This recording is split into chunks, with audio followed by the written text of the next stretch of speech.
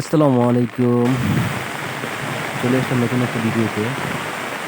আজ মুষলধারে বৃষ্টি হচ্ছে। আমি এখন যেখানে আছি সেটা হলো মুন্সিগঞ্জ বিক্রমপুর। গ্রামের বৃষ্টির দৃশ্যগুলো আসলে অনেক সুন্দর হয়, কারণ মানুষের দৈনন্দিন কাজকর্মগুলো তারা করতে থাকে, বৃষ্টিকে অপেক্ষা করে। কেউ কেউ কাজ করতে করতে হয়তো বৃষ্টিতে ভিজে যায়। যেমনভাবে সামনে যাকে যাচ্ছেন তিনি হয়তো তার কাজের স্থানে কাজ করতেছিলেন, একটা সময় কাজ করতে করতে ভিজে গিয়ে তারপর বাসার দিকে রওনা হয়েছেন। আমি একটা ছাতা নিয়ে বেরিয়ে পড়লাম বৃষ্টিটা উপভোগ করার জন্য। দেখতেই পাচ্ছেন এই বাচ্চাটা দৌড়াচ্ছে। ওর গতিবিধি লক্ষ্য করলাম আমি। ও খুব একটা দুষ্ট প্রকৃতির।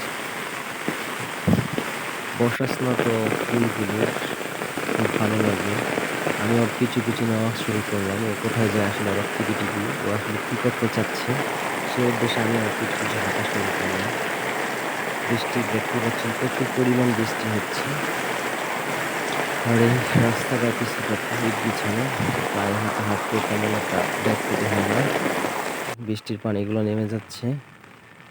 আমি রাস্তায় এসে দেখলাম ছেলেটাই ওই ভাঙা সাঁকোটি দিয়ে কত রিস্ক নিয়ে ওপারে যাচ্ছে। ছেলেটা ওই পারে চলে যেতেছে। কিন্তু ও কেন যাচ্ছে আমি জানি না। ওকে পরে জিজ্ঞেস করলাম ওই পারে কেন যাও, যেহেতু চারিদিকে বলতে প্রচুর হবে পরিমাণ ছেলেটা সাপ একটু বেড়ে সাহসীও গেছে। বটে।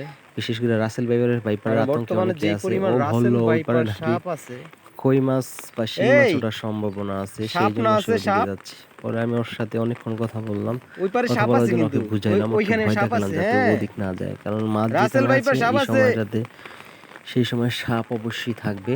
কিরকম সাহসী হইতে পারে? একটা সময় ওকে ছোট আমি হলে কি বোঝাতে এখনো বুঝতে পারতেছি সমর্থ না। হই, ওই আর ভয়ে ওদিকে যায় না। চলে আয়, চলে আয়, এবার আয়।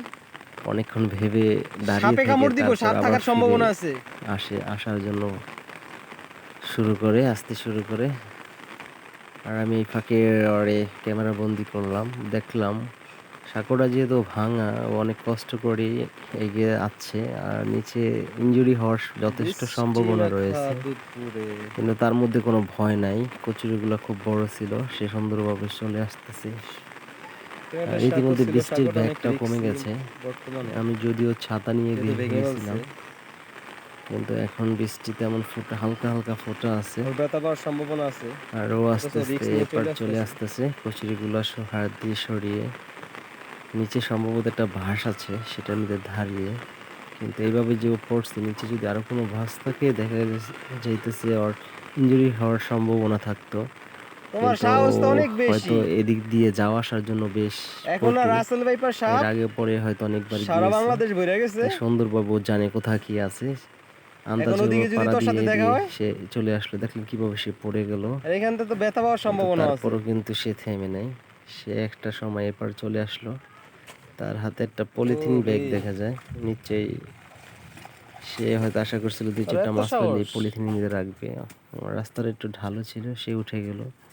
তারপর তাকে আবার বললাম, সে মুখটা খুব হাস্যোজ্জ্বল।